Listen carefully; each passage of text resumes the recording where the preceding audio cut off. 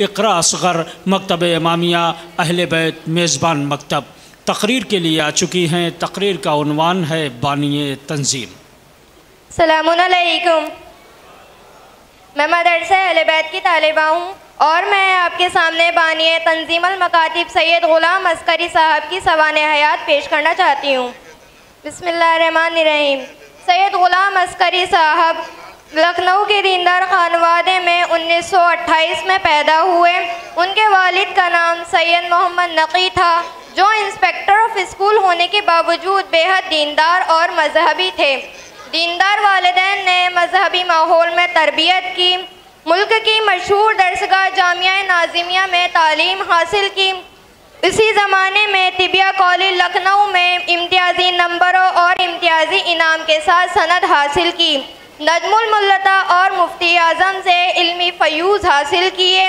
اس کے بعد مدرسۃ الواعظین میں داخلہ لیا، جہاں انہیں فیلسوف اسلام علامہ سید عدیل اختر صاحب جیسا عظیم و شفیق استاد ملا، جس نے اپنے علم و عمل کے ذریعے حق گوئی اور حق نوازی کی مکمل تصویر بنا دیا تھا، جس کا اثر ان کی زندگی کے ہر موڑ پر نظر آتا تھا۔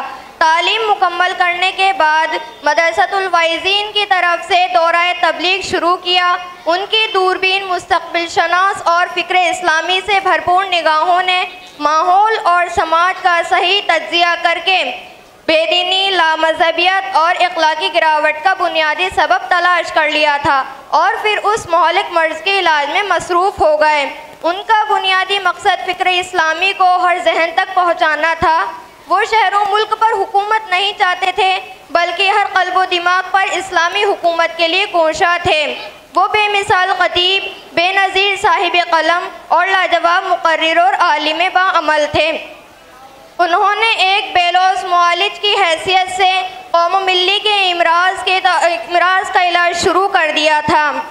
مدرسۃ الواعظین میں باعث سیکریٹری عرصے تک کام کرتے رہے اور اسی زمانے میں بے دینی کی تباہ کن بیماری کے علاج کے طور پر پہلا اور آخری جامعہ نسخہ مکاتب کے قیام کی شکل کی تجویز میں قوم کے حوالے کرنا چاہا۔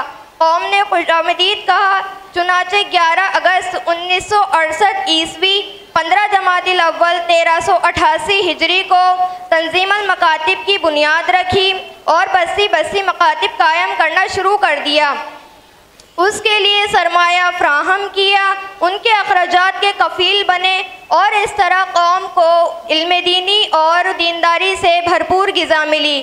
اور آج بحمدللہ 1250 سے زیادہ مکاتب ملک کے گوشے گوشے میں ان کا پیغام پہنچا کر اسلام کی آواز بلند کر رہے ہیں۔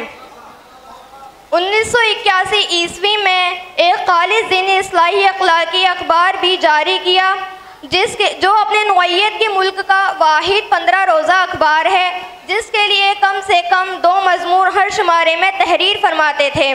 مکاتب کے استحکام کے لیے پیش نماز مدرسین معلمات کی تربیت کا مختلف مقامات پر انتظام کیا، تاکہ بہتر سے بہتر معلم پیش نماز کی تحریک کو آگے بڑھانے میں مددگار ہو۔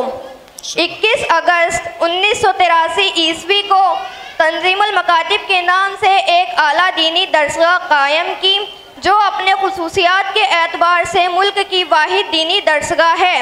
یو پی، راجستھان، کشمیر کانفرنسوں میں مسلسل تبلیغی پیغام دیتے ہوئے 9 مئی 1985 عیسوی کو مینڈر پنچ کشمیر میں انتقال فرمایا اور اپنے وطن بجنور لکھنؤ میں دفن ہوئے۔ السلام علیکم۔